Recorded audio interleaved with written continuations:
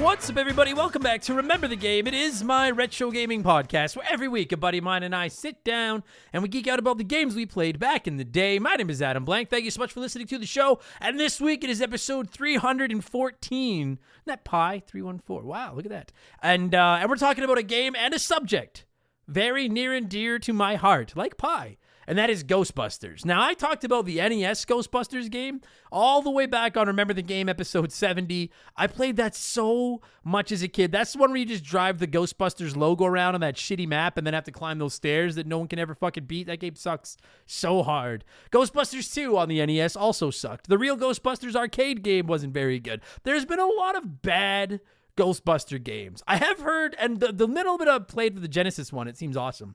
I got to play more of that one. But there's been a lot of bad Ghostbusters and it doesn't seem like a series that should be all that hard to make a good video game about. Is it? Like, you have ghosts, you have likable characters, these characters wear laser beams on their backs, like it should be easy. And fortunately, back in 2009, we got Ghostbusters the video game. I'm going to warn you right now, we're spoiling it. It's 15 years old, you've had time.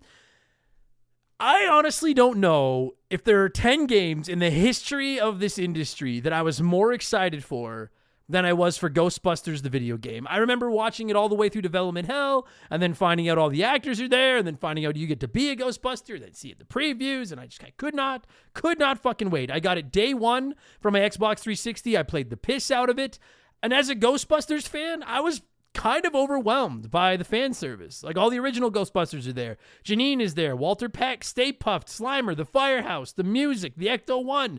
It definitely plays to Ghostbuster fandom.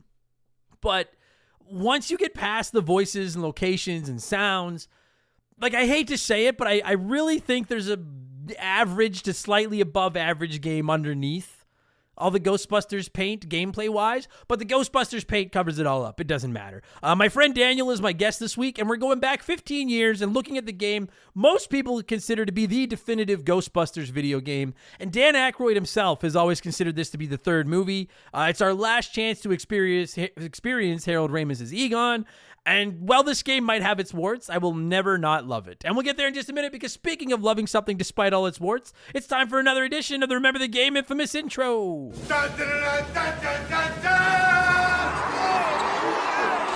And if you're new to the podcast, welcome aboard, and consider this your warning. Our intros are long. They're not that long, they're long, but they're fun. We talk video games and stuff. And Walter Peck has absolutely no jurisdiction in here.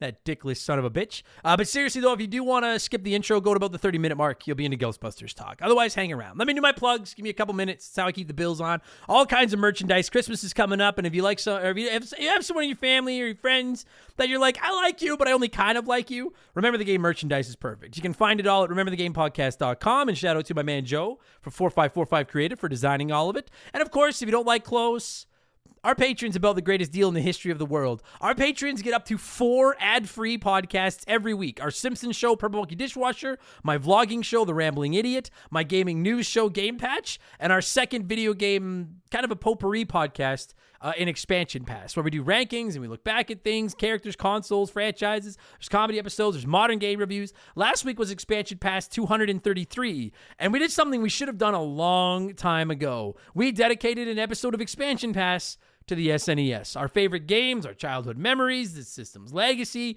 We just spent an hour or so blowing smoke up the ass of what many still consider to be the greatest console of all time. And as is becoming tradition, here is a sneak peek of last week's episode of Expansion Pass, the Super Nintendo.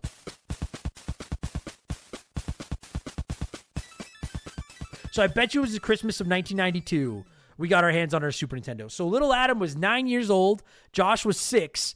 And I remember my brother opening Super Mario Kart before we had opened the SNES. And my mom being like, you weren't, like, she was like, she was like, you weren't supposed to open that one yet. So he had found Super Mario Kart. So we knew there was a Super Nintendo in there somewhere. And then we just started tearing through the pile, looking for whatever box might be the Super Nintendo. And I still remember opening it and then, like, not wanting to open the rest of my gifts. I didn't care. And then you'd open them and be like, oh, cool, nice, an action figure, I don't give a fuck. Oh, wow, pajamas, Battle Trolls. Remember Battle Trolls? Oh, wow. And then I was like, let's get back to fucking the Super Nintendo, hook it up. And that was all we did for the rest of that Christmas break. We played Super Mario World and Super Mario Kart. And we had so many fights But there were so many good times, man. My God. It was like the NES on steroids. That's now available in our archives. And this week for Expansion Pass 234, the Patreons picked the topic. And my favorite game for every letter of the alphabet won. So that should be a good time. A couple of these are going to be fucking tough. S? Oh, my God.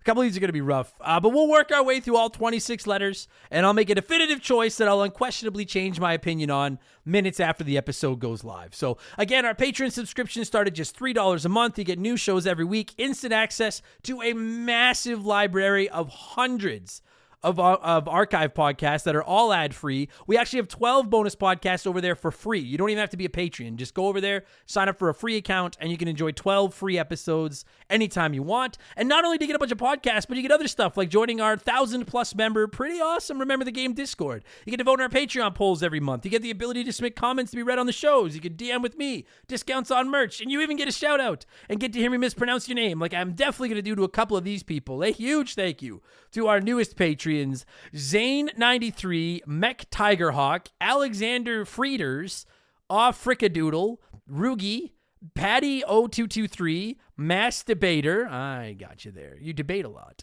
Andrew Greenwood, and Romaldo Marquez. Thank you all so much for the support, and welcome to Remember the Game Industries, patreon.com/rememberthegame. And don't forget, 5% of that income gets donated to the Stollery Children's Hospital as part of our Extra Life campaign, and our 5th annual 24-hour Extra Life stream will be coming up in just a couple of weeks, Friday, November 8th, and Saturday, November 9th. I'll be playing games for 24 hours in 2 12-hour shifts, raising money for the Stollery. You can come by, win some prizes, bid on a chance to be on the show, hang out with me. It's pretty well the best weekend you'll ever fucking have in your life. And you can find me, that's on Twitch. I guess that could be the way to lead into that. Twitch.tv/rememberthegame. And you can also watch my streams at youtube.com/rememberthegame. Good times. And I never use it, but I'm on Cameo. It's really cheap. I think I have the cheapest price on Cameo. Cameo.com/AdamBlank if you want to send somebody you don't like a message. I'll make fun of them. I'll make fun of you. I'll make fun of I'll make fun of just about anything. Or I'll say something nice if you're crazy. Doesn't matter. That's enough blowing myself. Let's blow some of you by blowing in some cartridges. It is our opening segment here on the show. I read a few comments and questions from our Patreons, usually gaming related, but not always. And we call this segment Blowing in the Cartridge. He blows all right. He blows big time. That's it, honey. Get into the spirit. Let's blow. Our first blower this week is Pee-wee Squitters, who said, Adam, just wanted to see if you could give a shout out to my new daughter, Sage. She was just born on Friday night, October 18th. Well, it's not first birthday, 0th birthday? Happy birthday? I guess literally by definition, happy birthday, Sage. Congratulations, Pee-wee. Hope you and everybody involved are doing well. Hope Sage is well. And, fuck yeah. Use that daughter as an excuse to go and get some candy on Halloween. Fucking rights. You just fucking put a paper bag on her or something and be like, she's a bag lunch. Fucking go out and get some candy. Do it.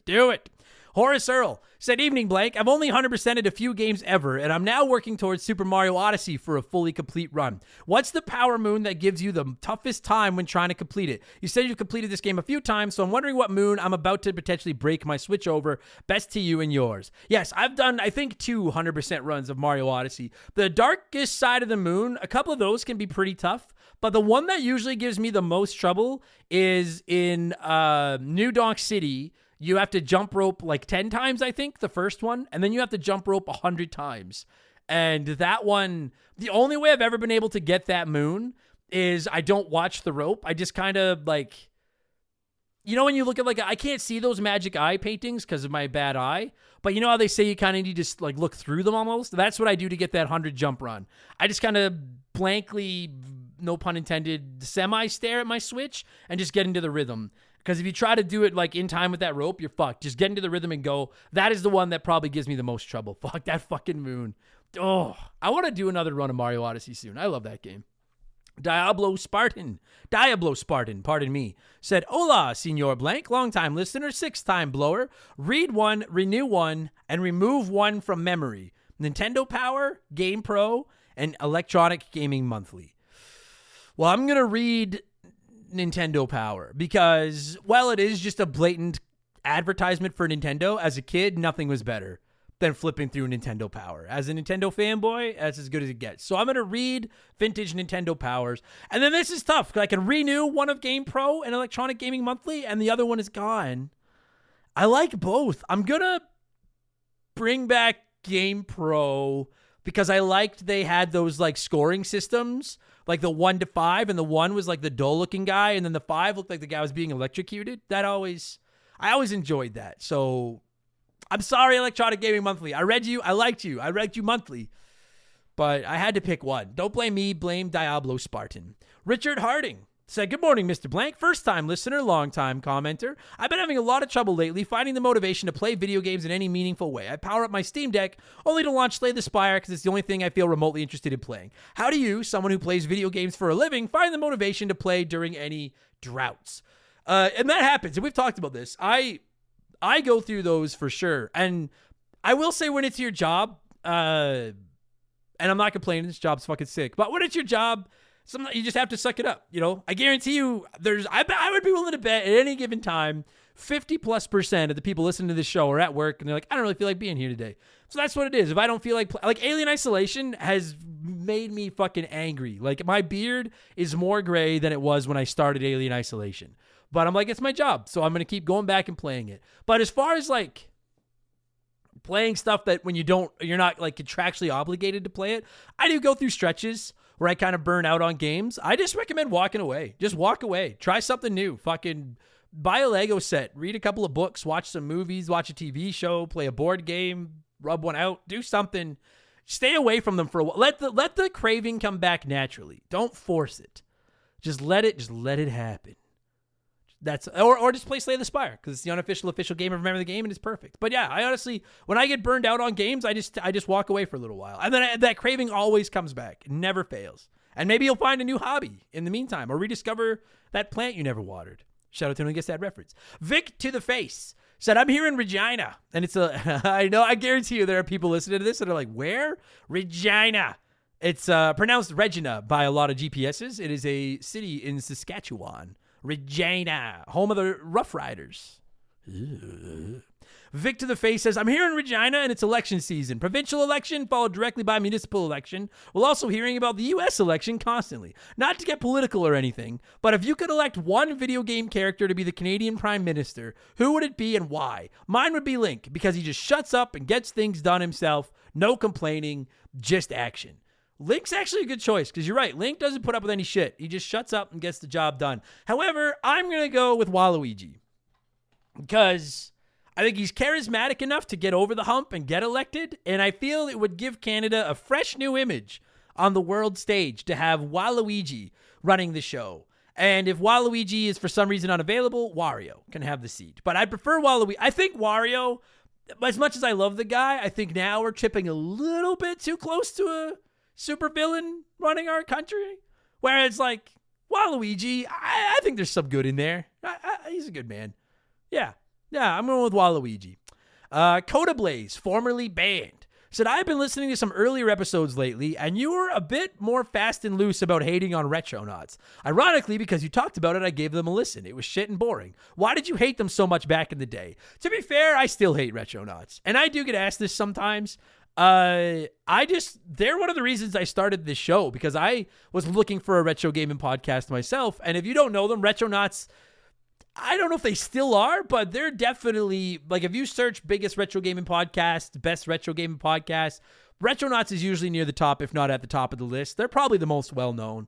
I did find the show a little boring, but that's not why I hate on them. Because I think there's a market for what they do. They do a lot of research and they get into the background of the game and development and all that kind of stuff. And when I started Remember the Game, I was like, I don't want it to be that. I just want it to be me and a friend sitting down and geeking out about the games we played every week. But like, I don't argue with the fact that there's a spot for a more technologically knowledge-based podcast. My two issues with Retronauts are, one, I genuinely cannot stand Bob Mackey, one of the hosts, and I don't give I've said it to him on social. He doesn't know who I am, but I can't stand the man. And number two, they're too political.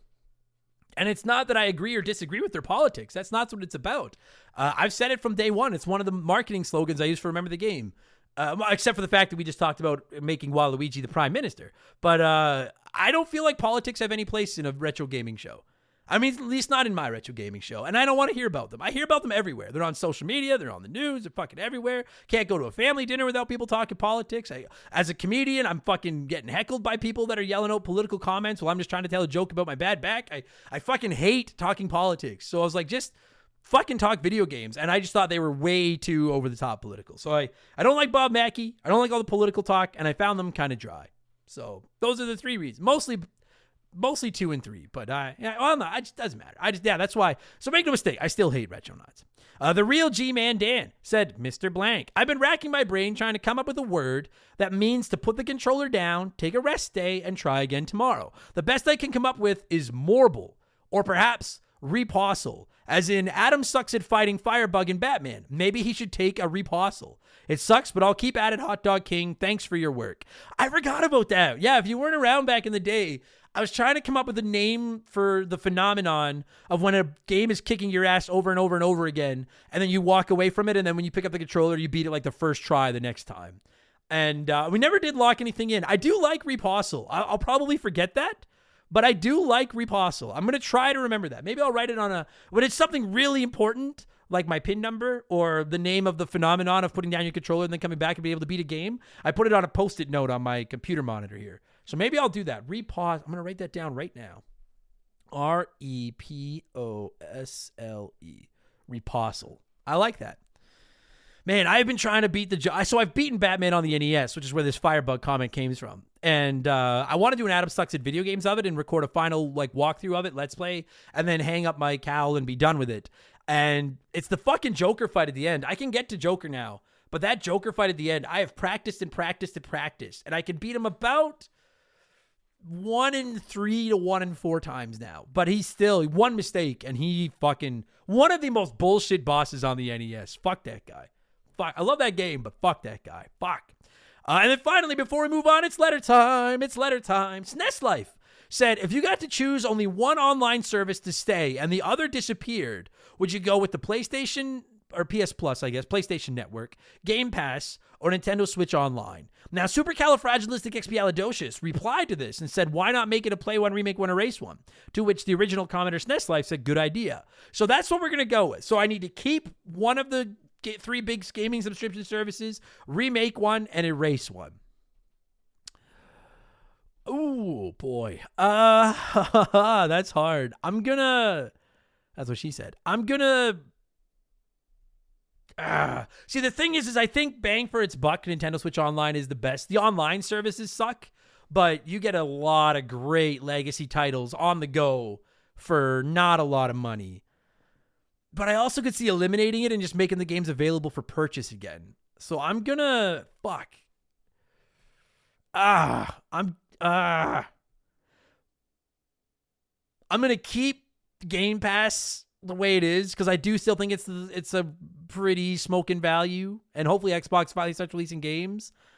I'm gonna remake PS Plus and make them finally start adding some of the fucking retro titles we actually want on the service, like they did with Dino Crisis.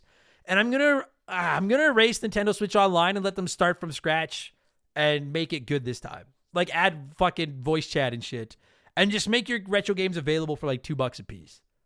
But I'm gonna do that. That's tough though. That's tough. You know what? Double secret probation for both of you for making me choose on that. That's it, everybody. Thank you for all the submissions. We got to keep this ball rolling. So let's switch things up and get to our Smash Hit segment, the official game show of Remember the Game Industries. Play one, remake one, erase one.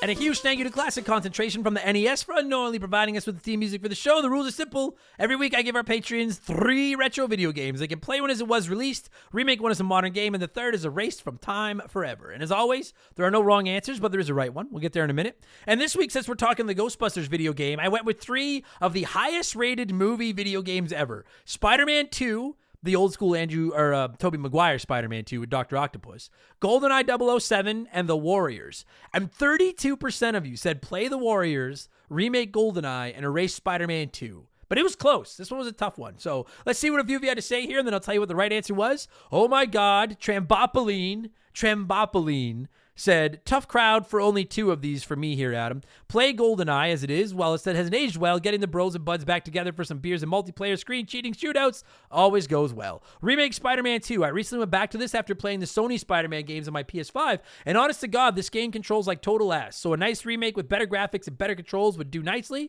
And then finally, this was easy because I've never played The Warriors. It has got to go. It's on my list of games to try, but currently in this state, I wouldn't miss it if it left us. See, that's my issue too, is that I've played Spider-Man 2 and I've played GoldenEye.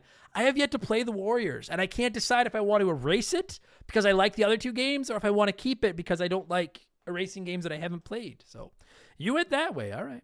You've got the Shinning. Said, this is honestly the first time I've ever felt strongly about play one, remake one, erase one. I'm currently on an OG Xbox binge, and I'm replaying Spider-Man 2 for the first time in years, and I'm enjoying it, so I'll play it. Now, I never had a 64 growing up, and I don't have much nostalgic ties to GoldenEye, but I'm going to remake it for the simple fact that I played The Warriors recently, and I couldn't believe how overrated that piece of shit game was. The AI sucks, won't protect you while you're trying to spray paint the walls and levels, and on that note, why the fuck am I racing to spray paint the walls in a beat-em-up game? This boring grind of a game deserves to be deleted.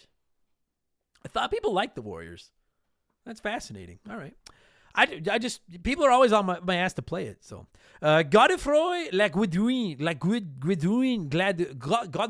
I don't know how to pronounce your name, said, play The Warriors because I've never done so. Remake GoldenEye since we all know it's aged like a fart in a jar. Ugh. And erase Spider-Man 2, even though it was a marvel. Get it? That's double secret probation of its time. We've already got latest gen Spider-Man 2, so erasing the old one won't make me lose sleep. And that's the kicker with Spider-Man is we have some really good Spider-Man games now. Like, we can live without it. I agree with that. Bryce Hagman said, erase GoldenEye. I don't understand the hype at all. Remake Spider-Man 2 in the style of the modern Spidey games, and I've never played The Warriors, so I guess I'll play that. I think you had to be there for GoldenEye, hey? I don't know. GoldenEye is a controversial game. I don't know. And Nate Robbins said, I'll erase Spider-Man 2 under the assumption that future Spider-Man games are still made and not erased from history altogether. The later games are just perfect. I'll play GoldenEye for the nostalgia goggles, not to mention the game has already been remade, so it's a freebie. And I'll remake The Warriors. Never played it, but it's Rockstar, and that tiny little indie studio could use some help. That is true about Rockstar. For the record, in case you're wondering, there's no definitive rule on if you erase a game, do future games happen. That's all up to you. You're rolling the dice. And if you play a game that's been remade, then you erase the remake because you need to remake it. So you've erased the remake of GoldenEye. Nice try, Nate. I'm actually going with the majority of you this week. I thought hard and hard about it. I'm going to 32% of you, as did MacGyver88, who said remake GoldenEye for sure. I'd love to play its campaign again in high resolution. It's also the only thing that might successfully challenge Call of Duty if the multiplayer was done right. Play The Warriors because I've never heard of it. And erase Spider-Man 2 because we've got the new Spider-Man that would blow it away anyways. Not worried about it not being made because this one was erased because it's all based on different versions of Spider-Man, so it would still be made in this scenario. And that's the thing. If you erase Spider-Man 2, I feel like the door is pretty open to keep the future games, which is why I went the same order as you. This was hard. So I'm going to play The Warriors because I haven't played, and I need to find out for myself if it's good or not. I'm going to remake GoldenEye because as much as I have memories, it does need it. And I'm erasing Spider-Man 2, and I hate to do it because I have played that game so much. I love that game, but I still can watch the movie. It's a top 3 Spider-Man movie. You got Into the Spider-Verse, Spider-Man 2, and Spider-Man No Way Home are the best 3 Spider-Man movies. So I can still watch the movie, and I still have the modern games, but I hate erasing it, though. Thank you, everyone that wrote in, as always. What have I been playing over the last week? A lot of horror games. Silent Hill 2 Remake, which has been very good. I'm hoping to review it on next week's expansion pass on the night of Halloween. I've been playing Alien Isolation, which I have a fucking lot to say about. We're going to get into that on next week's Remember the Game. And then I'm still chipping away at The Legend of Zelda Echoes of Wisdom. I did pick up the new Mario Party, but I've only played one game of it. And then I'm still playing a little bit of NHL 25 when I just feel like chilling. Got my first goal in Be a Pro last night as a San Jose Shark. So fuck yeah, I'm a Shark now. Okay, here's what we'll do. We'll pause here. We'll let a sponsor in. They'll do their thing. And when we get back, who are you going to call? Ghostbusters. It's time to talk the old GBs. We'll be right back after this. This is an ad by BetterHelp. A band once said, work sucks, I know. And I think most people agree with them. Workplace stress is now one of the top causes of declining mental health, with 61% of the global workforce experiencing higher than normal levels of stress from their jobs. And while walking away from your job might not be an option, taking a little time every day to focus on yourself and your mental health can make a huge difference. I know in the summer I try to get outside every day, get a little bit of sun, and just enjoy the outdoors. It really helps. At least until my allergies attack, and then it's ugly. It's important to take steps to combat work stress, and therapy can be a huge one. It's not just for overcoming trauma. Therapy can help you define work goals, set some work boundaries, develop coping skills. It's like a cheat code for life. And if you're thinking, man, I'm too busy for therapy, well, look into BetterHelp. They make therapy as convenient as possible. You can meet with one of their over 30,000 therapists online and on your schedule, just like over 5 million people around the world already have done. As the largest online therapy provider in the world, BetterHelp can provide access to mental health professionals with a diverse variety of expertise. Unwind from work with BetterHelp. Our listeners get 10% off their first month at betterhelp.com/rememberthegame. That's BetterHelp, HELP.com/rememberthegame. We've had some great partners over the years here at Remember the Game, but I don't know if any of them have hit home for me quite like Hometown Hero does. No pun intended. Don't start. It's a transparent, honest cannabis company that helps people and gives back to those that have served their country at the same time. I mean, come on. As soon as I read about these guys, I knew I wanted to work with them. Hometown Hero is a cannabis company out of Austin, Texas, and they were founded back in 2015 by a U.S. veteran. They have two goals: create premium hemp products that can help everyone, and to support veterans by donating a portion of those profits to organizations set up to take care of those who have served. Hometown Hero products are of the highest quality, and everything they offer is made right there in the U.S. of A. Gummies, caramels, chocolates, drink mix. There's something for everyone. And what's more, their hemp is grown locally in Texas, which is something they should and do take a lot of pride in. And they offer certificates of analysis for everything they sell because they want to be clear that their products are as advertised, both in terms of potency and ingredients. No contaminants, you get what you pay for. Just how they conduct business is enough to get my good eyes' attention. But when you circle back to the fact that the company was founded by a veteran and they put such heavy emphasis on supporting veterans, this isn't just lip service. I'm not reading a script I was given here. I'm proud to have Hometown Hero associated with Remember the Game. Reclaim your evening. Visit hometownhero.com and use code RTG to take 20% off your first purchase. That's hometownhero.com, code RTG for 20% off your first purchase. All right, let's get into the Ghostbusters. As always, I like to let you nerds sound off on the game we're covering before my guest and I hog the microphone. We had no shortage of comments this week. A lot of people love this game, which I listen, we're going to be pretty critical of this game at the beginning of our chat, but I have some love for this game as well. There's one of the only things on this planet I love as much as video games is the Ghostbusters. So I couldn't bring myself to rip this game a new ass. That said, the gameplay does frustrate me a little bit. Some of you don't share that feeling. Let's get into some of these comments. Sparky Mandrillo said, this is the closest you get to feel as an actual Ghostbuster, and I love it. The fact that they had the original cast made it that much sweeter, and it hit all the right nostalgia spots. Having the original cast is what makes this game. I agree. Fungool said, the part 3 we never got. Loved playing this game and getting to live the dream and bust some ghosts with the OG Ghostbusters. What more could one ask for besides being able to drive the Ecto-1? That you don't get to drive the Ecto-1 burns my ass. I agree with you, Fungool. You could have done something. Like, choking out my own rage here. It's been a while since I dropped one of those. Jay Savage said, I just played this for the first time this year. Fun game. A pleasant degree of difficulty. They made wrangling the ghosts a fun challenge that I was able to get better at as the game progressed. Catching ghosts is the funnest part of playing this game, without question. Forsaken Hero said, I was so excited when I first heard this game was coming out, with 80% of the OG cast yet as well. Pre-ordered it and couldn't wait to get my hands on it day one. Took off for work for it and played this gem all day and every day after work on top of it, even staying up way too late in the process. The only thing I hated about this game were those damn gargoyles in the graveyard level. For some reason, they gave me fits, especially on the hardest difficulty. I still play this every year or so just because it's that damn good. Still waiting on a sequel, but all we get are the multiplayer games that I have no interest in playing. I agree with that. Basically everything you just said. Those gargoyles can go fuck themselves. I want another one of these, and I'm not interested in the multiplayer. Everything you just said, Hero, I concur. And Big Papa Grimace said, this is a core memory game for me. My boy is obsessed with Ghostbusters, and this is the first game we beat together. We love destroying everything and catching ghosts. The dialogue is great as well as using the actual actors' voices was amazing. This is a must-play for anyone who likes the Ghostbusters. I agree, and it's time for us to tell you why. I'm not going to use the Ghostbusters theme music again because I'm hoping I didn't get in trouble for having it off the start of the show. Really nervous about that one. I'm going to use that funny ba-dum-ba-dum-bum song instead. So I am going to cue up some music. And when it stops, my buddy Daniel and I are talking Ghostbusters, the video game, which originally released on the PS2, PS3, Wii, Xbox 360, and PC on June 16th, 2009. Who are you going to call Ghostbusters? Enjoy the episode.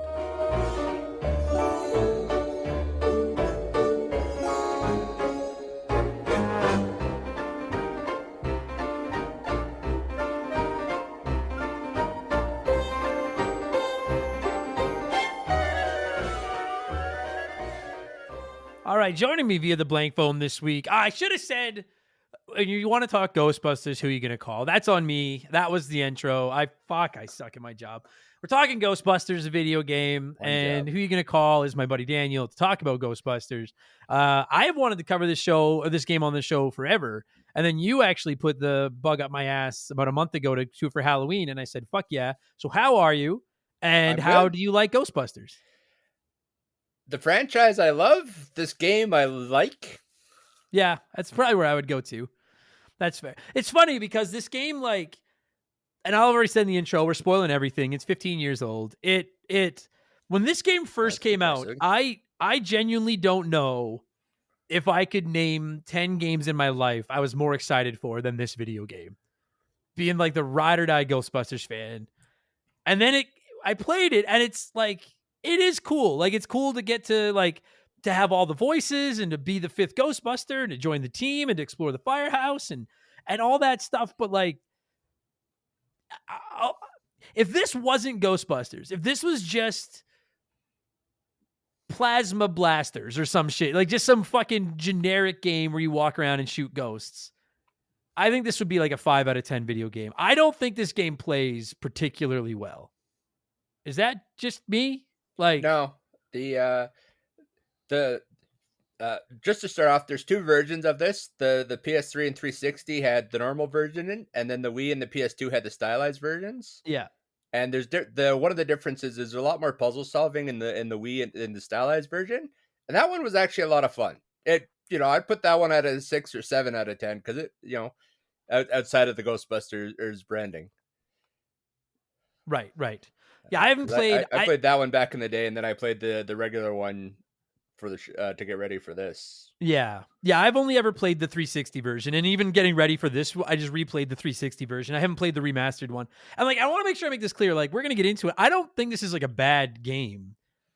It's just that like, if I go back to my stupid classic analogy of like game development is a pie and how much of the pie was spent on each I really feel like 75% of this game's development pie was spent on fan service, which I appreciate. As a fan, I appreciate that. It's like Dan Aykroyd has come out and said that this was basically the third Ghostbusters movie that they tried to make for it. And we're not going to get into like the history of the Ghostbusters, but if you don't know, after Ghostbusters 2 came out in 1989, they tried to make a third Ghostbusters forever.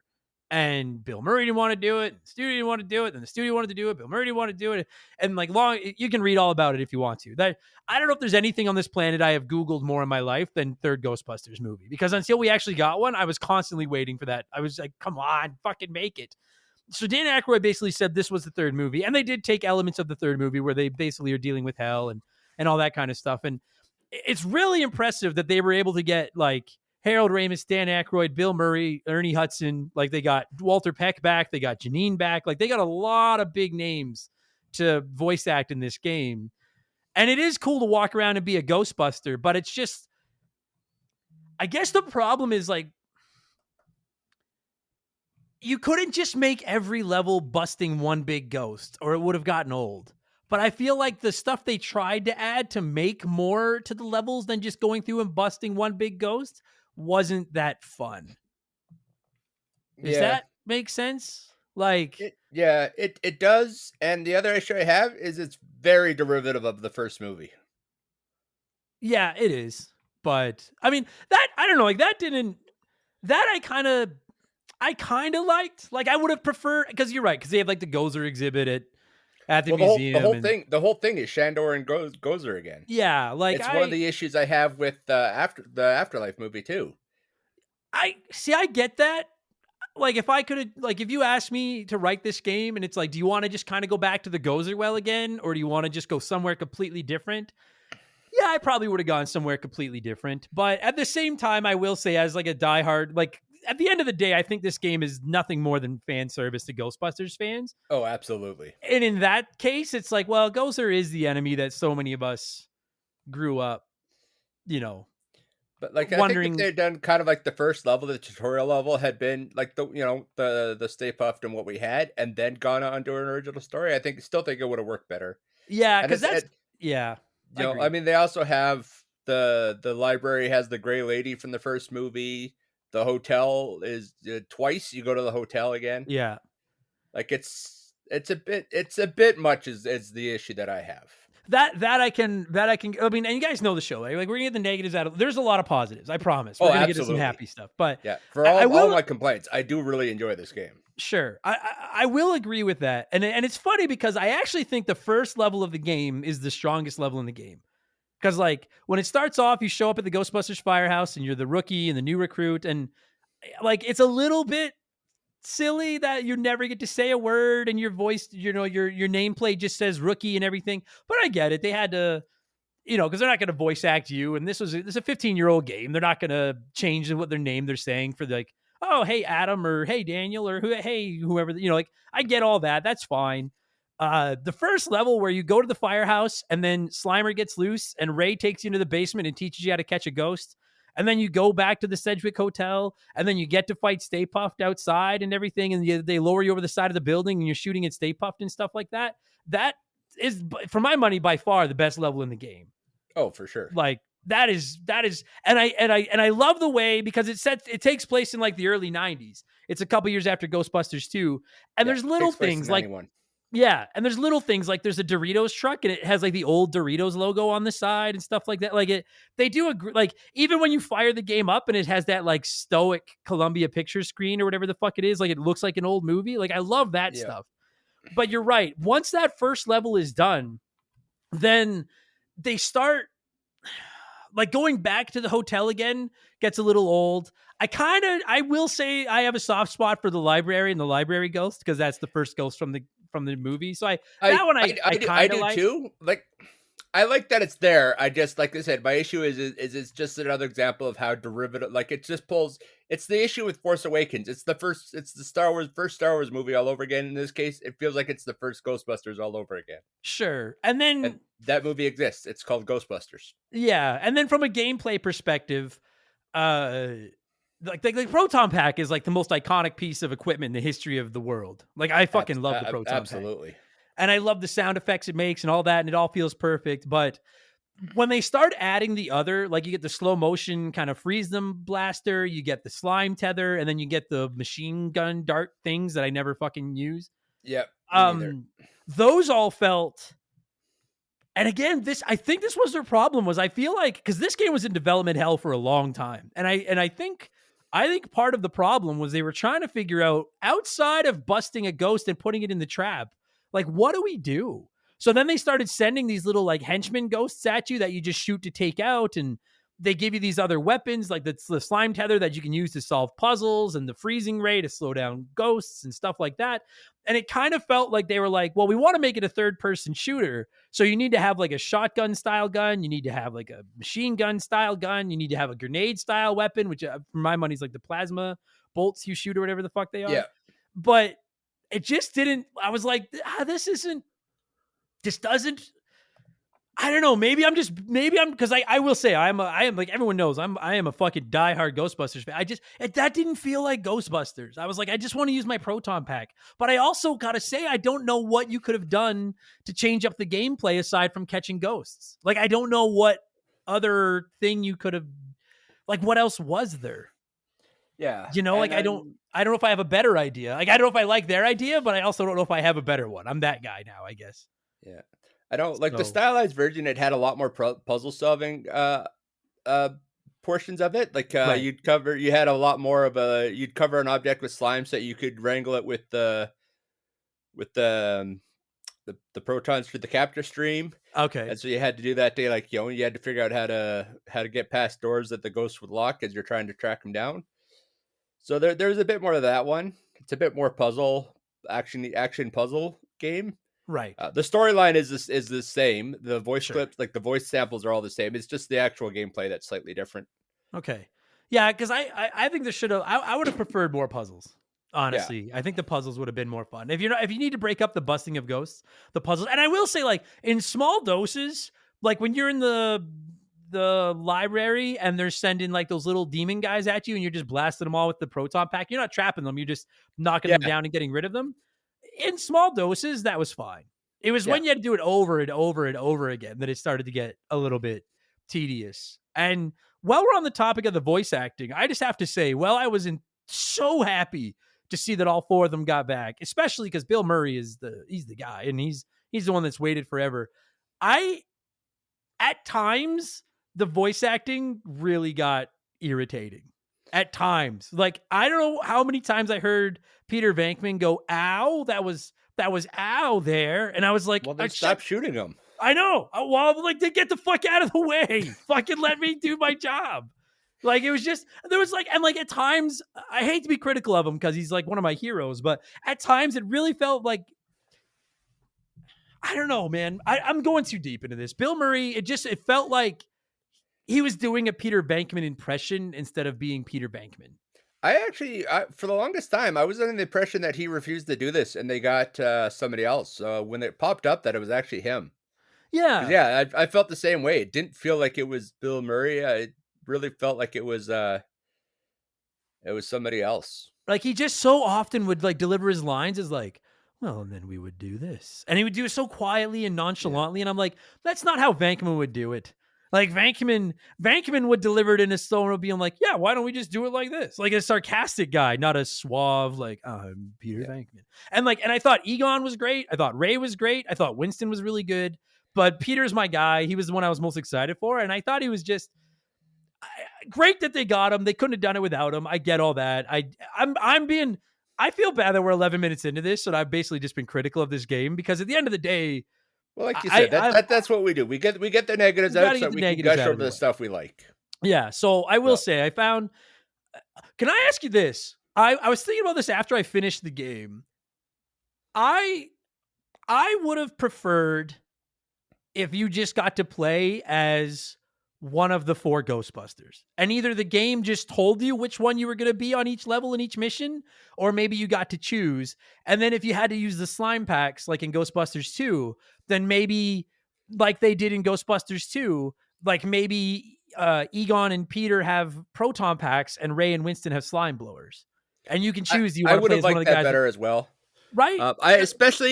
I hate the rookie design. Like generic white guy looks like Ray's nephew. Like Yeah, he there's does. no appeal to him. At least in the stylized version, you can pick either a male or a female rookie.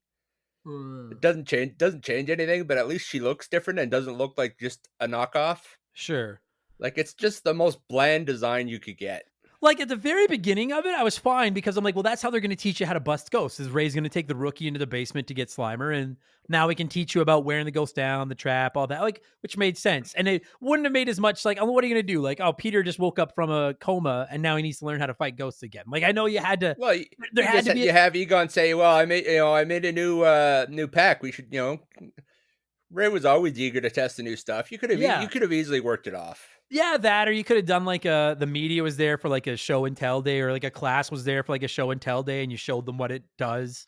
You know, like you could have done it. Yeah. I think the game would have hit harder if instead of like, I get what they were trying to do. They were trying to take Ghostbusters fans and drop them into the team and be like the fifth member of the team, which I appreciate. But I Yeah. would have preferred, yeah, you just pick like if this mission, like if this level is going to be Egon, Ray, and Winston, then you get to like either it tells you like in this.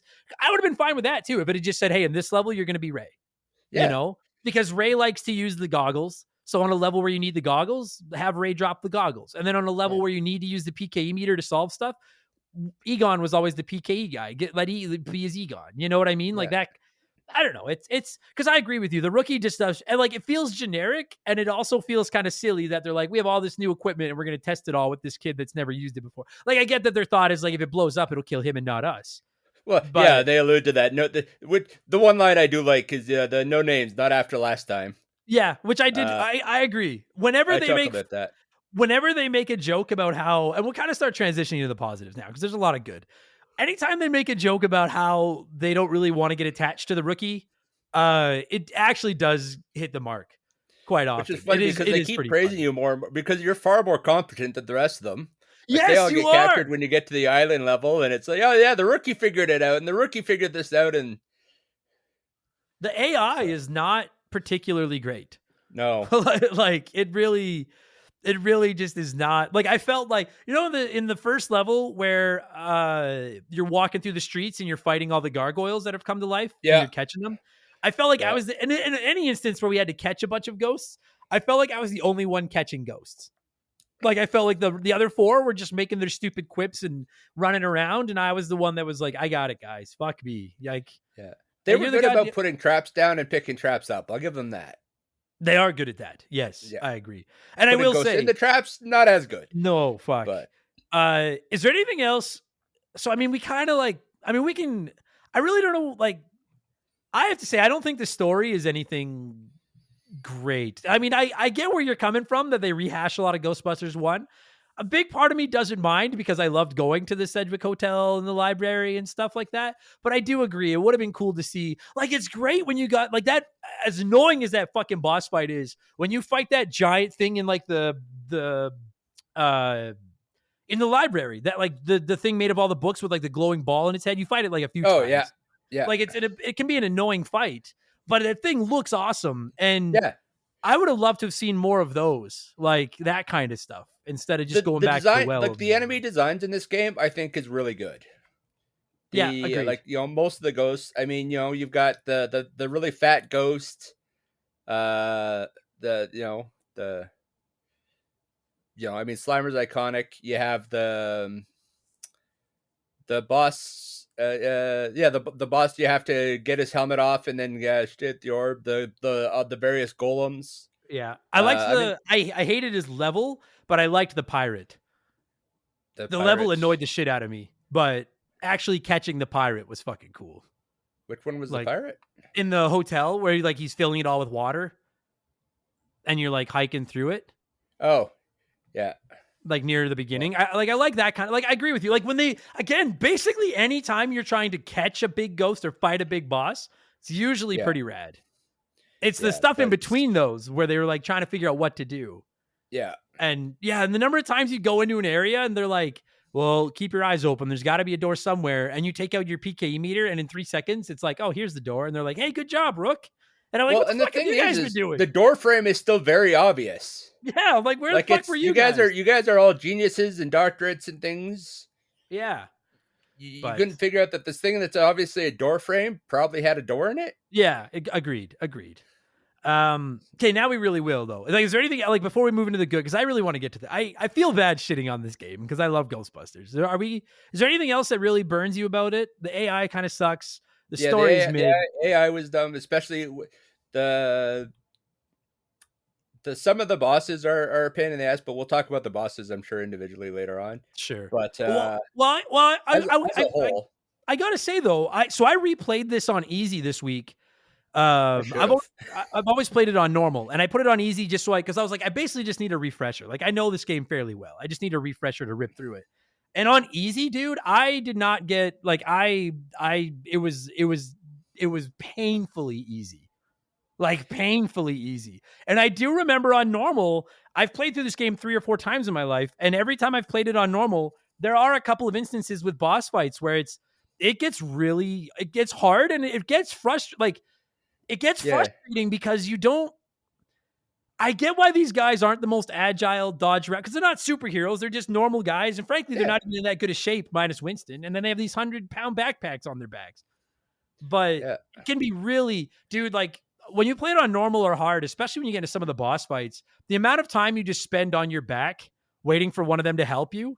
Oh, and they're so dumb. I've had guys, they're one of them is right beside me, and he'll walk off to go and pick up somebody else instead of me, or they'll come to get me. When like there's two other people down. Like, could you pick up one of them first Yeah, like on the when way they're or right beside something. you? Yeah, agreed. Now that said, if we're going to the good, uh, first and foremost, I have to I know I've already said it a couple of times. It is so fucking cool that they got the whole cast back. Oh, Like, I'm so glad. it And really not just the is. main people. They got I forget her name that does Annie Peck Janine, or Annie something that Annie Potts. Potts that does Yep. Janine. Yeah. They got the guy that came back for Peck, which kudos to that because that guy is still probably I think still receiving death threats Yeah. over his portrayal as Peck in the first movie. He's so good. And I gotta Yeah, say, he is great. while we were a little critical of aspects of this story, I do genuinely love the whole cons. Like, do I think it's a little bit cheese that they even brought Walter Peck back? Yes. But is it not awesome that he ends up being the boss of the Ghostbusters? And then it turns out it's totally in character. Like this is the guy, they ruined his life. It's totally makes sense that he would take this chance to to a made up committee just so that he could make their lives difficult. That's Yeah, totally in character for him. agreed. And then I really enjoyed that it turned out that he became like possessed.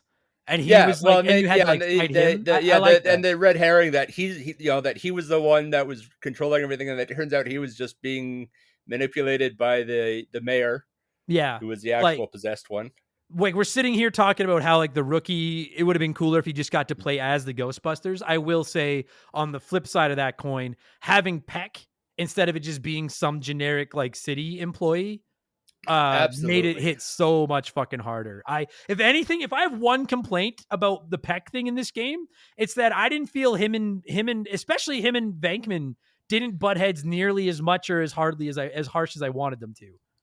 Agreed, and I think that part of that is because I'm betting they did the lines were recorded in separate booths and separate Absolutely. times. Yeah, absolutely. Whereas if you have those two guys in the same room and they can actually bounce off each other, you could have gotten a lot more.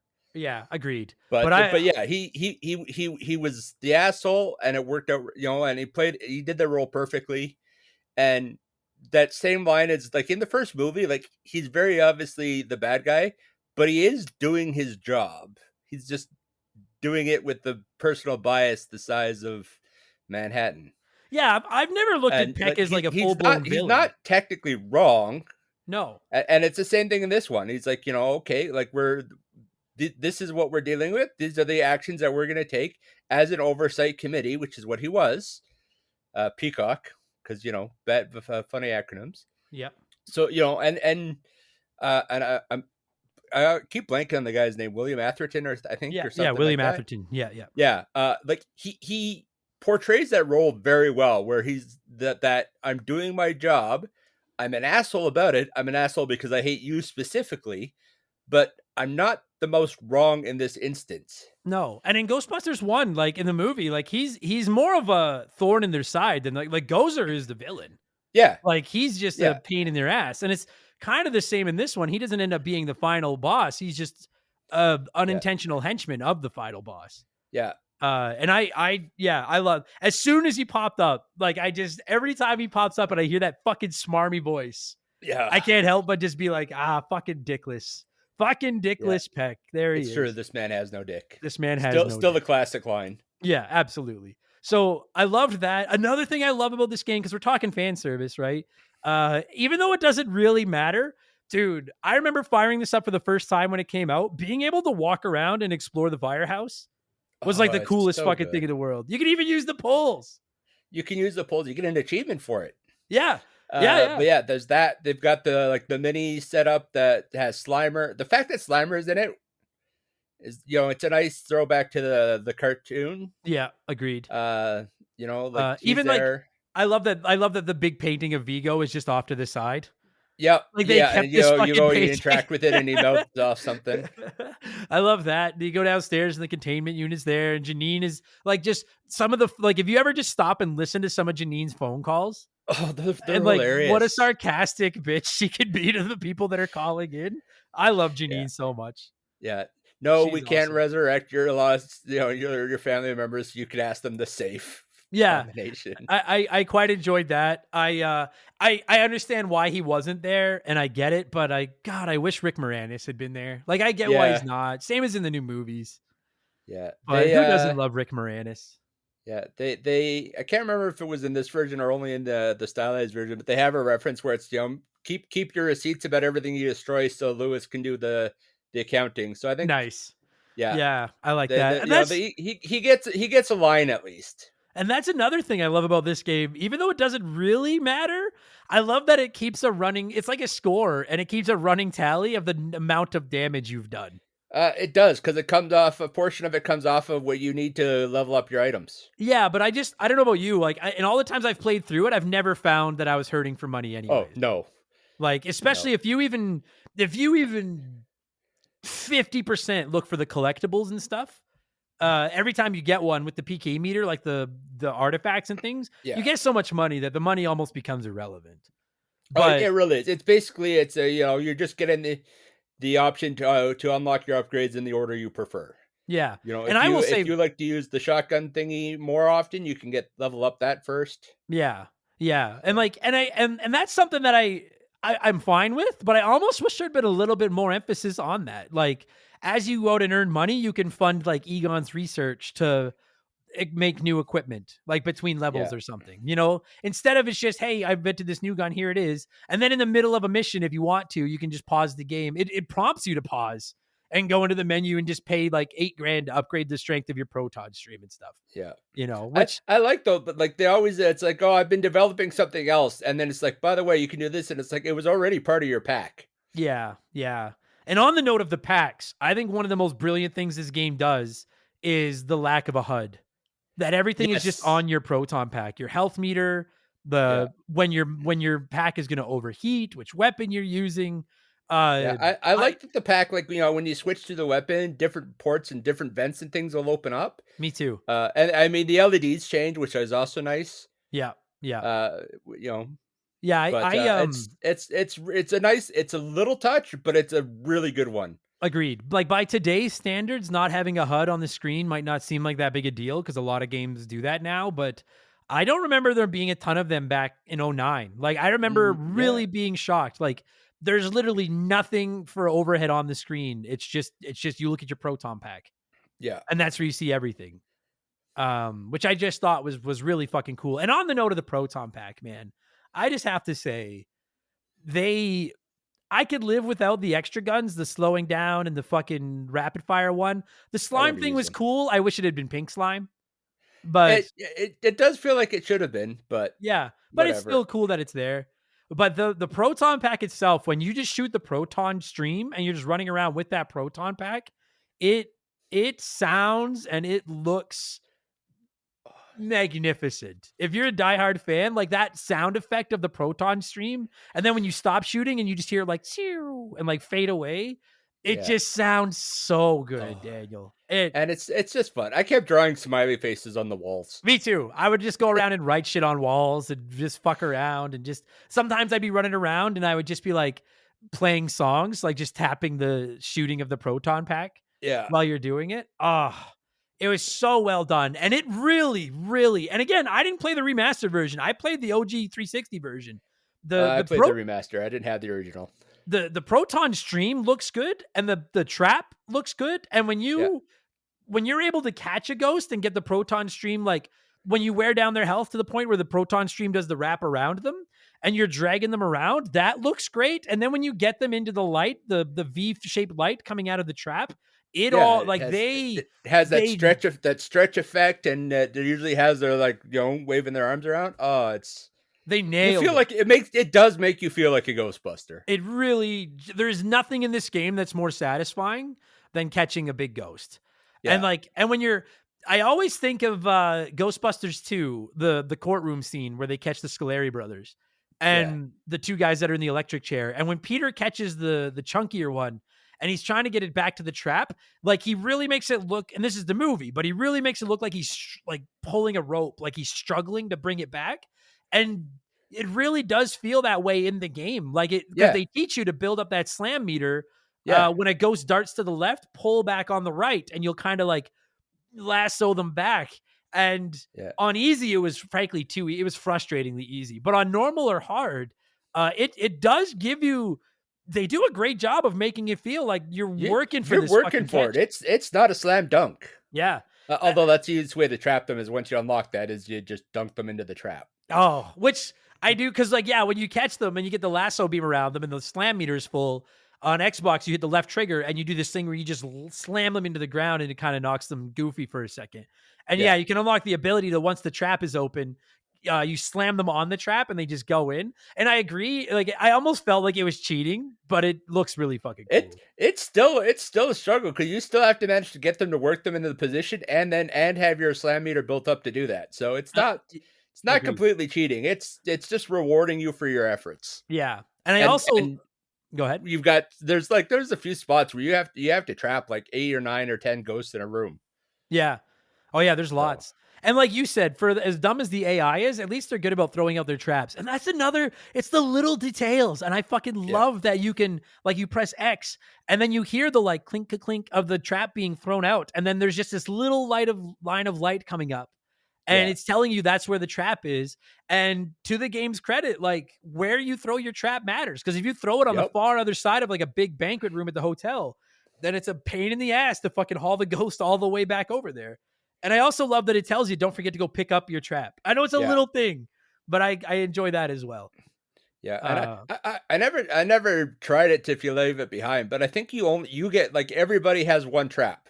You can trap multiple ghosts in a trap, like that's not an issue. But yeah, if you place your trap and then you end up on the other side of the room, you can't just throw out another one. Yeah, I think I wish there. This is just me being a fanboy, but I wish when you get back to the firehouse between missions, I wish they would make you take them down and put them in the containment unit. Yeah, I know that it's a would've been little nice. thing, but I love that. Okay, we should take a break here. I still want to talk more about the sound effects, the voice acting. We'll go through some of the levels. I don't know, whatever the fuck else. We'll be right back. I love this game. We'll be right back. Okay, so while we're talking the fan service and everything in the game too, another thing that I wish there had actually been I wish there had been a level where you got to drive the Ecto-1. I do too. You know, and I mean it's the two times that it shows up. It's nice that it's there, but yeah, it would have been nice if you got to drive it. Yeah, like if it let you just drive it through the city a little bit, like that would have been like I gotta say, like I don't know, maybe I'm overthinking this and being too critical. Because again, I know this game went through development hell and it got started over and switched teams a few times and that kind of stuff. But like, I really think Ghostbusters would have made a great open world game. Like where you go around New York and just like look for missions and driving the Ecto-1 and you know, like that could have filled time between the big quests. Yeah. You know, maybe I'm asking for too much there. I don't know. Because this is an incredibly linear game. Yeah. I mean, it's, you know, you go to the fire hall, you walk around for a bit, you get in the car, you go to the next level. Yeah, it's insanely. Rinse and repeat. Sorry, on that note, another little thing they do that I think is just beloved fan service is I love that they have that that stupid fucking song from the Ghostbusters. Like everyone knows the theme song, which I'm gonna have tried to put in this episode. I don't know if it'll have worked or if I've gotten in trouble, but I'll have tried. It'll probably get taken down on the YouTube version, or at least muted for that part of it. But then there's that stupid like that dun dun dun dun dun dun dun. I fucking love that. They even got that. Like it's just you can tell that this game was I honestly feel like this game wasn't designed for gamers. It was designed for Ghostbuster fans. It really was. And I think that's part of why they there's nothing about it is super complex from a game point of view. It's just, they overdo the tutorial. It's like, do this, do this. It's definitely it's the, parents buy this for the kid and they're like, oh, I used to love this movie. Yeah. Yeah. I guess like it was made for fans by fans, I think. Absolutely. Yeah. And it is fan service and it is fun to like see the Ghostbusters chirping. Oh, I really like that they, gave Winston a little bit more depth. That dude is like a fucking degree now. Yeah. I didn't because he comments that when you're in the library, he's like, yo, when I was working on my degree or whatnot, and I spent my days here. Except this isn't far enough in the future because, like, the comics, this game isn't canon with the comics and things. The comics are awesome, by the way. I know you haven't read a lot of them. No, I haven't. But like, Heard there's those crossovers. Winston is talking about like how he's going to night school and whatnot throughout the comics. Yeah, yeah. And and this is why at the end of Afterlife, he's a successful businessman and whatnot. Yeah. So I didn't like that he made that comment because he was never meant to be the smart one. He was the everyman. I agree, but I feel like in this game, the that one. rookie, I like the fact that he's the one that's been to the opera. yeah, yeah. Yeah, he talks about when you're dealing with the opera and it's bad. Yeah. Don't go see it. Well, But it's like barbecue.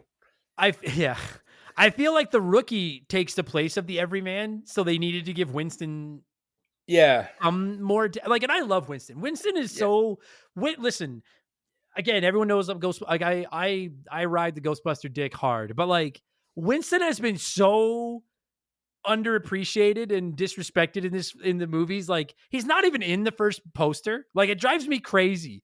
And there's a scene in the first movie where they're getting ready to go up and fight Gozer, and they're standing outside of the apartment, and it's Ray, Peter, and Egon lined up, and Winston's just kind of standing behind them, and you could barely see him. Like it drives me nuts. Like Winston, I'm glad he's finally getting his flowers in the modern movies. And I like that they gave him a little bit more depth in this. I do agree that it almost felt a little bit tacked on that this normal dude just suddenly decided to become a fucking professor or whatever the fuck. But you had to do something with them. And I'm going to give them credit because at least they gave him something. You know what I mean? Like he's not just the fourth man, because you're the fourth man now. You're the fifth man, I guess. Yeah. Well, and like the stylized version, it uses the designs that they went on to use for the comics. So, and I can't remember when the comic started. It's about the same time. So there is a lot of, I think there was a lot of like writing overlap where it's like, okay, like these are the ideas we're exploring here. What can we use here and sort of thing. Yeah. Yeah. And I mean, I don't know any of that for sure. And if somebody wants to prove me wrong, I'm going to accuse you of lying. But, so I think there was they took the chance to sort of, expand his character because he was a bit bland. I mean, he doesn't even show up till halfway through the first movie. No. And like, and before everybody writes in and like, trust me, I know all about how, originally it was going to be fucking Eddie Murphy and there's gonna be more to it. Like I know my Ghost. I don't know a lot about movies, but I know my Ghostbusters. I'm just glad that Winston got a little bit more love in this one. Fuck, while we were complaining, I should have mentioned this at the beginning. I gotta say, that fucking graveyard level can suck my ass. Yes. I fucking hate that level. That when I texted you while I was playing that saying, fuck this level, it was that part. And it's frustrating because like, so if I'm not mistaken, isn't it Central Park has become a graveyard, or are they at a graveyard? It's in, they say it's in Central Park. Okay. But it's hard to tell because at that point in the story, the ghost world is starting to merge over. Yeah, hell is kind of coming into the... I don't know if Central Park has a big in-depth graveyard or not. I don't either. I do like the idea that like the last, near the end of the game, you're going to a graveyard. Like, I think that makes sense. Yeah. And I like the idea of Central Park becoming a grave because the whole idea for the third movie was going to be hell, like New York becomes hell. Yeah. So like, I'm fine with all that stuff coming in, but that level is just... Oh, fuck me, man. When they're like, hey, go figure out a way to open the gate, rookie, so that we can get the Ecto-1 through. So you go all the way around this fucking park graveyard, finally get to a switch, flip the switch, and then Ray's like, I'll go with the rookie, and just jumps over the wall and standing right beside you. Yeah. So it's like it could have just gone right there. And then there's just 2 or 3 puzzles in there, like where's to go, where I was like, I have no fucking idea where you want me to go. Yeah, well, the big one that annoyed me is like, cause you have to figure out how to open the gates to go through. The one that throws me off is when there's the little angel statues. Yes. There's just, you have to, the game wants you to use the slime tether on the gate to the statues so that they crash into it, but good luck ever getting that. Dude, I was there on easy. I was there for 15 minutes. Oh yeah, I ended up just standing there and like I went on. I'm like, how the fuck do you do this? Yeah, and then basically I stood in front of the gates and then I just tried to dodge when they would dive bomb. Yeah, and then if they miss you enough times, it opens the gate. And it's so frustrating because everyone, like all the Ghostbusters, are like, use the slime tether, use the slime tether. And I was like, I'm using the motherfucking slime tether. Why don't you use the fucking slime tether? I'm the rookie. You've been fucking doing this for 10 years. You use the fucking slime tether. You slimed them up. And I'll stand back here and fucking bark out commands for once. You Yeah. fucking Egon, you fucking idiot. God damn it. And the most frustrating thing is once you get past that part with the stupid gargoyle thing and the slime tether, then you fight those two awesome statues where the keys to the fucking thing are in their head and you need to pull them out, put them in. I loved that part. So it's Yeah. like, just get us through the gate and let me fight these two statues. Yeah. Fuck. Well, Same and as then when you're in the car isn't even that important because then it breaks down 6 seconds later anyways. Yeah, why are we even bringing the fucking car? Like, I love Yeah. the Ecto 1, but why are we even bringing it when it's just going to fucking break down anyways? They should have done more with the Ecto 1. Yeah. I don't know. But I also will say, and again, this is the fanboy in me. Every time I see, like, when they see the Ecto 1, I'm like, ah, yeah. And then when I hear that stupid siren it's got such a distinct siren. And I love that noise. And I love that they broke out the Ecto 8, the boat. Yeah. Like, Yeah, the Marine Ecto 8. I actually thought that was one of the cooler levels in the game. It I was like new that. Yeah, setting. that was a fun level. I mean, it's the, I think I forget which one it is. I can't remember if it's Peter or whatnot that falls down the trap door. Yeah. Yeah. Yeah. But I And then you gotta go enjoyed and rescue that. them. I did not like I thought that the murderous lady that was like the witch, the spider, I thought she was I thought that was like a really cool concept, that there was like a whole level in the hotel where this woman was like killing people and stuff, and then everything turned into spider webs and everything. But like you said earlier, the fact that you have to go to the hotel twice, why couldn't we have just done this the first time? Yeah, exactly. Like, it just felt like they had an idea. They needed to, if they felt like, to me, that whole segment felt like the game was 6 hours long, because it's not a long game anyways. No. But it felt like it was like 6 hours long and they needed to figure out a way to extend it. So they were like, well, let's send them back to the hotel because we've already got those levels made and we'll just put these spider people in there instead. Yeah, exactly. That's me. Like, I thought she was a really cool character. Yeah, but and it was a fun boss.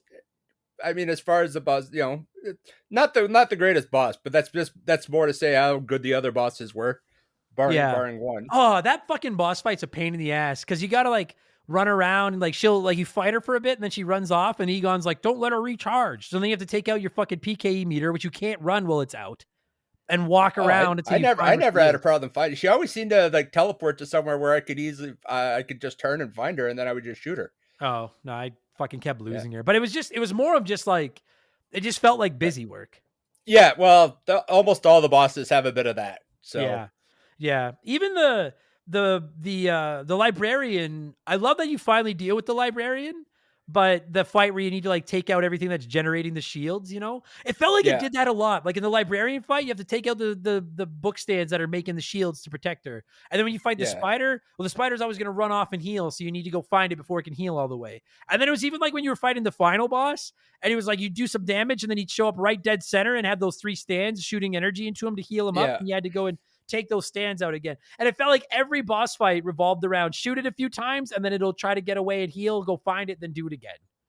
Yeah, exactly.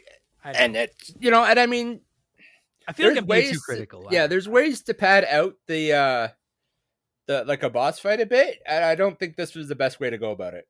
No, I like, yeah, like at the same time though, I feel bad because I'm being critical, but I also don't have a better idea because I'm like, the whole concept of the combat in Ghostbusters game is you shoot a ghost with the proton stream until it's weak enough to put in a trap. So like, outside of putting up things to protect it or ways for it to go and hide and heal, like what else can you? I don't know what else you could do. Like I don't know. I don't know. You're not wrong. So it's like, it's the same as like when you fight the fucking guy at the like slime factory. And he keeps disappearing. That was the other boss that I absolutely hate. Because you'd hit him a few times, and then you'd have to, he'd go and hide, and the little slime portals would open up, and you got to close the portal and kill the things, and like it just. And also the boss, because that's the museum, right? I think so. Yes. Yeah. Yes. In the stylized version, you don't fight that guy. You fight that T-Rex skeleton. That would have been a cooler fight. Yeah. That was what made me realize there's big differences because it cut like when that opening cinematic and it cut across and I saw the skeleton in the cinematic. I was like, oh yeah, I get to fight the skeleton, and then I didn't, and I was disappointed. And I'm like, well, what differences were there? And I go and look it up. I'm like, that sucked. Yeah. I just I've been looking forward to this review, And then listen, I hope you've heard the passion the last 20 minutes. Oh, It's a really cool game. And if you're I don't even think I don't know if must play is a strong enough way to describe this game if you're a Ghostbusters fan. this It game is. is the proper like this is the third movie to me. It's still still is. Yeah, There's so much passion was put into the making of this game. agreed. It's such a great game, and I mean I'm a big fan of Ghostbusters. Not nearly as big as you, but that's because you set a high bar. Yeah, Like this is I'm such a obsessed. good game, Yeah. and I really do recommend if you're not going to play it, at least go and check it out. Yeah, watch the cutscenes and stuff. The cutscenes are Yeah, really good. Yeah, watch them at yeah, least. It's just, I guess what it comes down to, and I feel like this is kind of the ball we've been kicking back and forth for the last 45 minutes, is that like it's fan service out the ass, and it's not like it's a horrible game, but I feel like they were in a tough spot because they were like if you ever played Ghostbusters 2 on the NES, fuck, I hate that fucking game. unfortunately, yes. But it is like a side-scrolling shooting game. And then Yeah, when you play Ghostbusters on the Genesis, which is a really good fucking game, it's really cool. It's a side-scrolling platforming shooter. It's like Contra almost with Ghostbusters. yeah, Really cool idea. And I get they didn't want to do that with this one. They wanted to make like a cinematic experience where it's like you were in the movie. And I get that. But at the same time, as a diehard Ghostbusters fan, it's like, well, I don't want to deal with all these weird fucking weapons. I just want to catch ghosts. And then it's yeah. like, well, but if all we make you do is catch ghosts, then people are going to complain that it's the same thing every level. And it just felt like they didn't have any ideas to really flush out. Like instead, they just basically took every other third person shooter and were like, okay, well, then we'll put waves of enemies in and we'll give the Ghostbuster numerous weapons to fight those enemies with. And it just turns into a shooter with a Ghostbuster skin on it. Pretty much, yeah. And it's so And like it shines when you're catching ghosts, when you're fighting bosses that aren't annoying, when you're catching yeah, ghosts, or when it's cutscenes and you're exploring areas and interacting with the Ghostbusters, and when you're at the firehouse, like all that, the game is magnificent. But it's these lulls in between that, in my opinion, you're just like I was replaying it and I felt the same way replaying it this time as I have every other time I've played it. Is I'm like, half of this game is fucking awesome, and half of this game is like, just get back to the parts that are awesome. yep, yeah, You pretty know? much. Dude, when you're in the fucking library and you need to find the portal to get out and it's just running around going into portals. Oh yeah, in the Ghost World. Oh, it's just not fun. It's not fun. Play the stylized version. It's a much shorter portion of the level. But then you get out, you get to go fight fucking more ghosts, and then it's fun again. And it's just, Yeah, I don't know. The thing is we'll probably never get another game like this because obviously Harold Ramis has passed on, and the remake does have a in loving memory of Harold Ramis, Sure. which is a nice touch right As it should. when you start it. Yeah, yeah, as it should. I don't think it's impossible that we ever get another Ghostbusters game, but you know what I was Wasn't saying to there one someone that when just I was came out? playing it? I don't know if we'll ever get it because I don't even know who has the rights to it. You know what I think would make is a real Ghostbusters game, like the old cartoon. Yeah, And then you could have like in this level you fight the boogeyman, and in this level you fight the fucking Baron Samedi or whatever, the jack-o'-lantern head guy, and Yeah. then you could fight some iconic fucking villains, like that. I think, and you could have, and then every level could be like a new episode, But I just that would be, I think, that would have been a better idea. I think that would have been a lot of fun because now we get like Spirits Unleashed. Like now they're making the online multiplayer Ghostbusters games, which are like, I haven't played one, but they seem to be fairly well received. I don't know if we ever get a good solid Ghostbusters game again. Like just a single player story driven game like this again. I don't know. Cause I feel like what else can you do with it?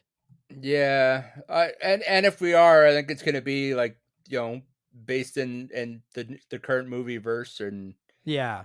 I don't care about any of them as much as I like the originals. Agreed. Yeah. Man, I'm looking at the Wikipedia page for Ghostbusters games, and I've played quite a few of these. There are a lot of bad fucking Ghostbusters games.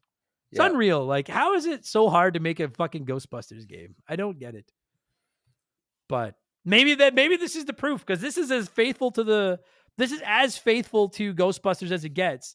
And the simple fact is there's only a finite amount of stuff you can do with it. So maybe these online games are the only real choice now. I don't know. I don't know what else you can do. And I think, like you said, that the key is to not don't try to make it one giant story. If you had it where you've got you're doing different episodes, you could have a through line through it all. But if you had, it wasn't all part of the same story. If it had been sort of different episodes from the TV show or whatnot, Yeah. especially because there's, they do some really good setting ones. There's it's been ages since I've seen the show, but you could still have that whole, this part of the city is transformed into this because of the Halloween ghost. And Mm-hmm. Yeah, dude. Fucking the boogeyman from the real Ghostbusters is like the scariest character of all time to me. yeah, Like he and his I'm feud sorry. with Egon. Anything that scares Egon, is badass. Oh yeah. Those are if I'm telling you, if you're listening to this, not to go on a side rant here, but like if you're ever gonna watch an episode of the real Ghostbusters, either watch I can't remember the name of it. Citizen Ghost, I think. There's an episode of the real Ghostbusters. It's an early episode, and it literally picks up as they get back to the firehouse after the event of Ghostbusters 1. And Peter was supposed to get rid of their old brown coveralls that are covered in marshmallow, which is why they all have different colored coveralls in the cartoon.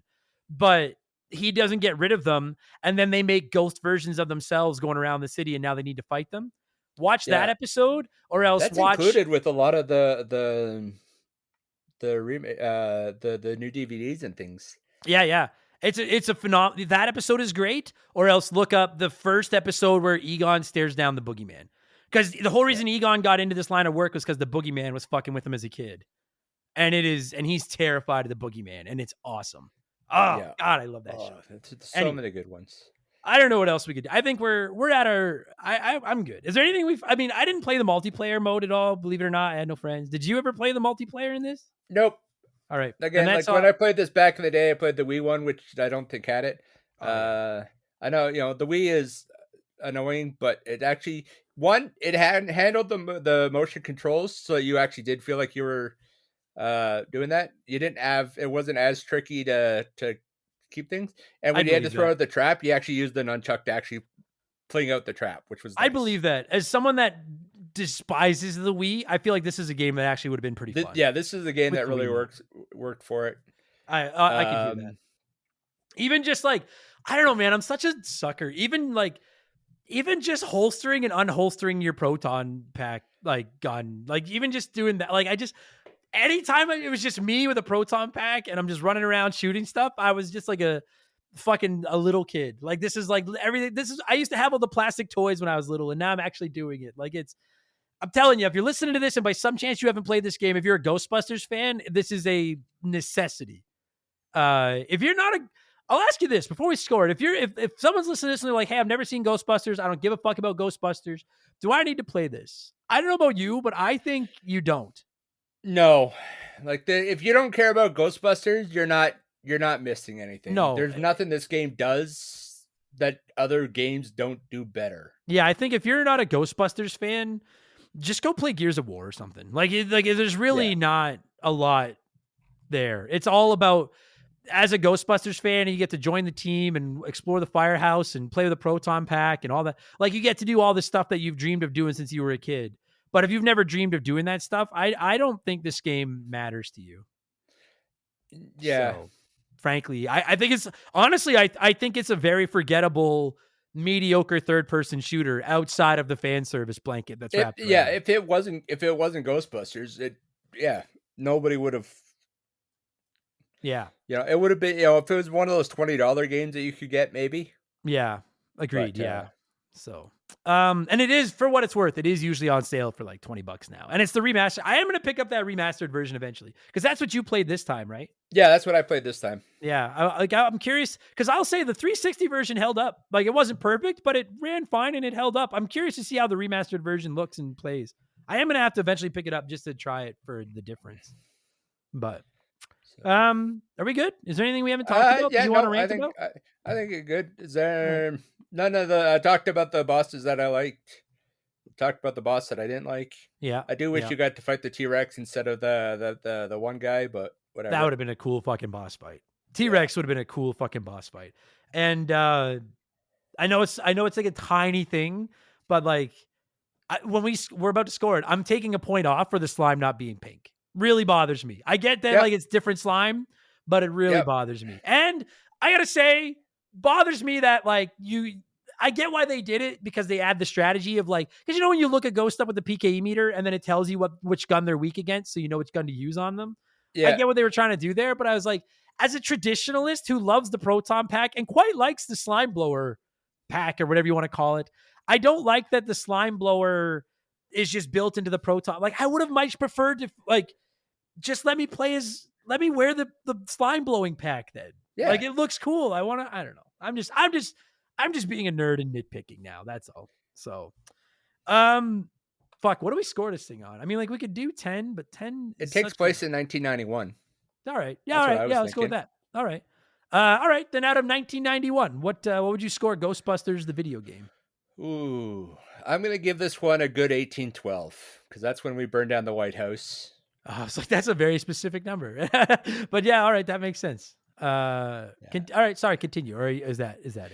No, that's about it. It's if it wasn't Ghostbusters, it would be a lot less. Yeah. But as a Ghostbusters and taking place in that world, it's good. It's fun. It let me feel like a Ghostbuster, even if I felt like the most generically looking one ever.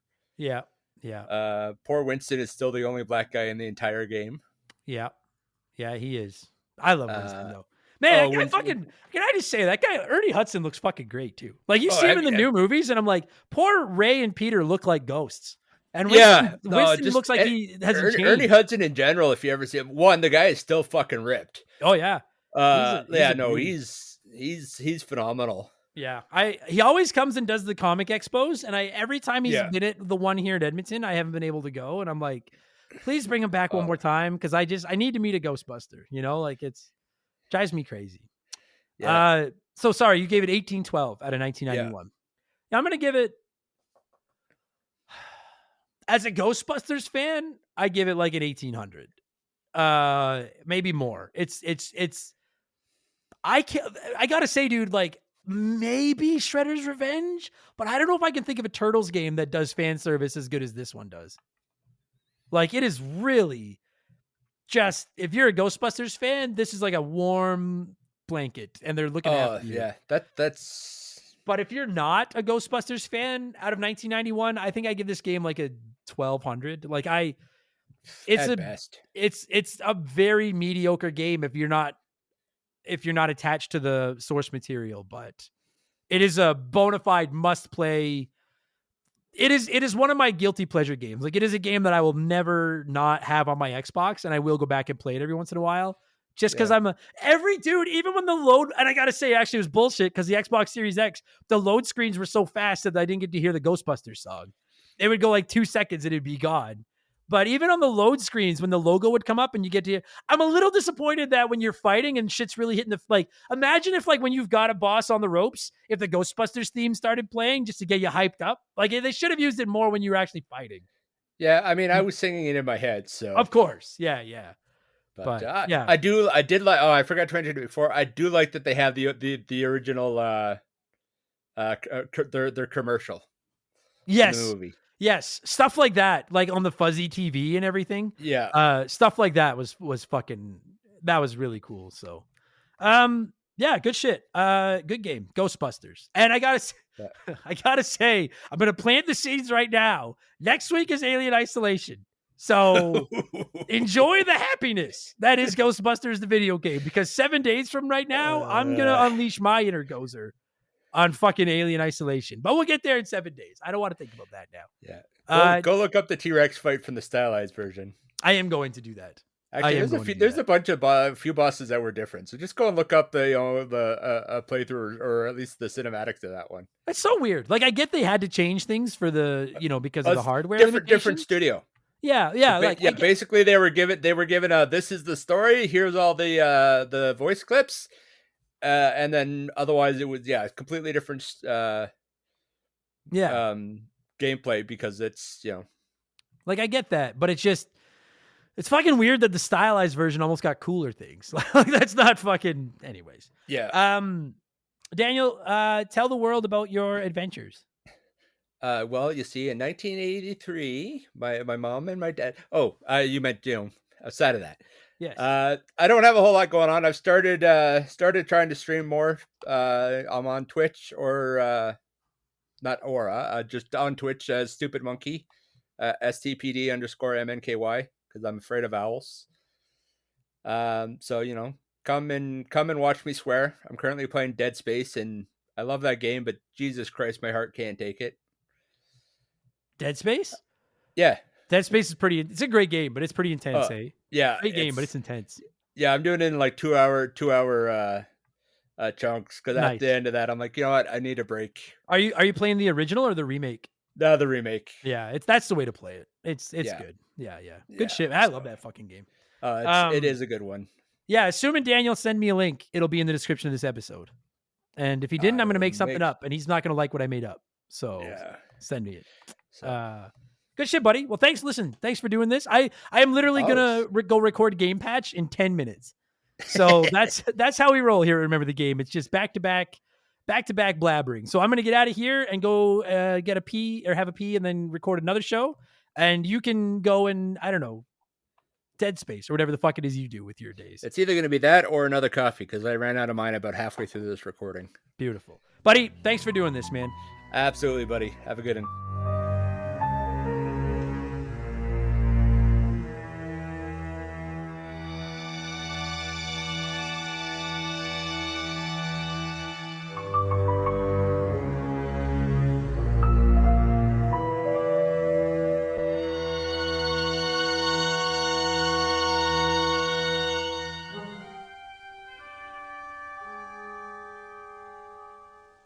And that is going to do it for this week's episode. Daniel, thank you so much for giving me a call and talking Ghostbusters. And every single one of you nerds listening to this, whether this was your first Remember the Game, your 300th, whatever fucking random number, it doesn't matter. Thank you. Thank you for listening. I appreciate it. I really, and I don't give, quote Elaine Bennis, I don't give an insincere thank you. Or no, bless you. That's what it was. No, thank you. Was it thank you or bless you? I don't give an insincere. No, it was thank you. I don't give insincere thank yous. So when I say it, I really mean it. So thank you. God, I love Elaine. I love Seinfeld so much. I need to do another show about Seinfeld. Anyways, appreciate all of you for listening. Thank you. Daniel streams. You can find a link in the description of this episode, assuming I remember to put it there. Check him out. I also stream. You can find links to that in the description of this podcast. And speaking of streaming, 24 hours. Split into 2 12s, but it's like 24 hours and like 30 some hours. Friday, November 8th, Saturday, November 9th. Come by, donate a little money to the Stollery. You'll get a tax receipt. You'll be entered to win some prizes. And last year we were the second biggest Extra Life in Canada.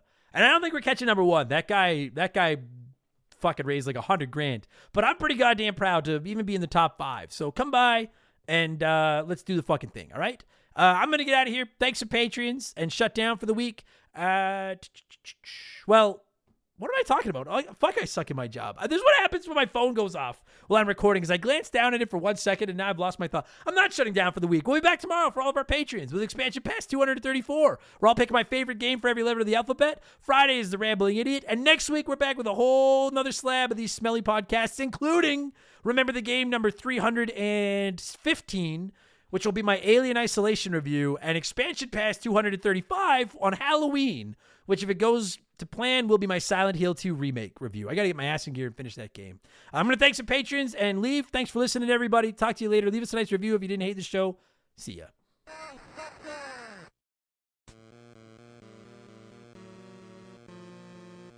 Remember the Game is brought to you by our Patreons. I could not puke up all the content I turn out every week without all of your support. The following people are the senior executive vice president level or higher at patreon.com/remember the game, and as such, I'm contractually obligated to thank them. So in order from oldest to newest, not age, because I don't have that much information, but from when you signed up. A huge thank you to Remember the Game Hall of Famer Slick Motherfucking Rick, Makeshift Mellow Magic Money, Joe Buck, Sharonic, J Nasty 15, I Like Jorts, They're Comfy and Easy to Wear, James Clark, Dave McGee, Dan of Dissect That Film, Doug Dorn, Chris Fleury, Andrew Wright, Jordan, Confused But Still Here, Eldest Millennial, Lil Bunny Fufu 89, Angry Ticks, Dave Thompson, No One Cares, Scott Brooks, Aaron Lawson, JSK Fusick, A-Town, Morgan, Zane Donovan, Ryan Kinchin, Mike Maloney, G9PSX, Mercury 869, Wolfgang Darren, Andy Hudson, Doogie, Wolf Magic 21, Johnny from Virginia, Squints, Titan 420, Zonko 504, Jeff Bergeron, Daniel, John Woodruff, Randy Barrage, Just a Fish, Dr. Nick, Holmes, Zach Shepard, Frosty F492, Triple, Chugger22, Elijah Burns,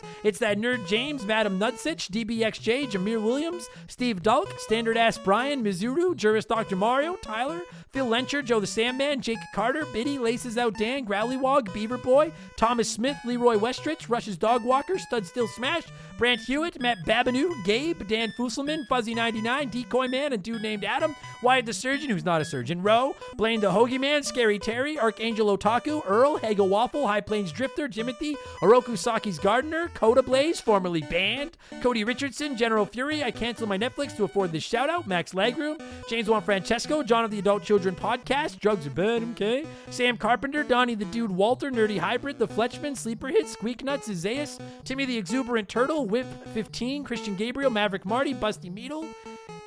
There's a lot of you. Graham Kennedy, John M. Watkins, Timothy Sabrinsky, My Left Nut, Beef Dingleberry, Hitchy Poo, Burt Macklin, Quiet Place Queen, Cam Nelly 23, Christopher Britt, Zamatos, Big the Cat, Tadpole, T-Bear 87, Maverick, Brandon DeZeba, Kia Pup, Monstrous D. Boner, A.B. Killen, Works For Me, Alexander Camps, Wacky Wavy Inflatable R Flaley Tube Man, that's nice. I say that around Shaylee and she fucking hates it. Ted Explosion, Ryan Perry, Alex R, Itchy Nutsru, Just Car Pranks, Rated Excellent, Darth Skywalter, Postman, Nick Creature, Youngster TK, Adam Martinet, The Big Deal, Kevin Monroe, Can't Destroy Her, Nordak, Your Threats Don't Scare Me, Hot Dog Man, Lord Palmerston, Beers of War, Because 19, Marcus Mendoza, Lord Long Ron Von Hugendorf II, Roger Staubach's Pool Cleaner, Lucas Shaman, Frosty Bear, Max Sandin, Sour Goat Face, Alex Ramos, Faded Sufferance, Tristan Anderson, Benjamin Atkins, Carbon Fiber Zombie, Chris Hill is a master tromboner, Mellow Yellow 8787, B Money, Penguin Milk, Fallen Snow Kiku, The Supreme Chozo Fill Up My Farts With Mouth, E-Man Trucker, Mark Sneed, Shoeboxers, Tornado, Adam Blake still hasn't reviewed Mario Galaxy, Jay Callahan, Robbie Air, Guy Who Does Things, Sabin, Brian Richmond, Blobby Rogers, Bula, Blast Processing Won the War, All Hail Sega, Matt Zeus, Plow King, Cesar, Fill Up My Mouth With Farts, Flicker Like Luigi, Cody Thompson, Put It in H, Chaz Hammond, Elephant Calves, Ace McGuy, Mr. Jabroni, Big Daddy Randall, Ida Yellow, Ryan Whitcomb, Daddy's Secret Little Chubby, Nothing Could Possibly Go Wrong, Toby OP, Scotty McGee, Alex McIntyre, Spider Cat, Z-Train 22, S. Eric Hopewell, Darbles, Girthquake, David Schroeder, Theodore, Diablo Spartan, Justin Blair, McCracken, Wilco, VOS Rager, Super Jess, Captain Steve N, Adam's former assistant, Shank the Rat-Faced Bastard, Crystal Lake Management. I just watched Friday the 13th for the first time last night, and now I get that. Leo, Dazerith, Super Science Sephiroth, Savage Boosh, The Grim Patron, Combo Chuck, MacGyver88, Travis Sanders, Lord Salazar, Zen Paladin, Captain Asbury Juice, Doogie Bowers, their MD, Rest in Peace Koopalings, Thunder Leaps, Benjamin Barry, Jinxie425, Akiris Network, Horror Nostalgia, a podcast, Zane93, and Romaldo Marquez. Thank you all so much. And I mean it. I really mean it. So I say thank you. Thanks, everybody. Talk to you later.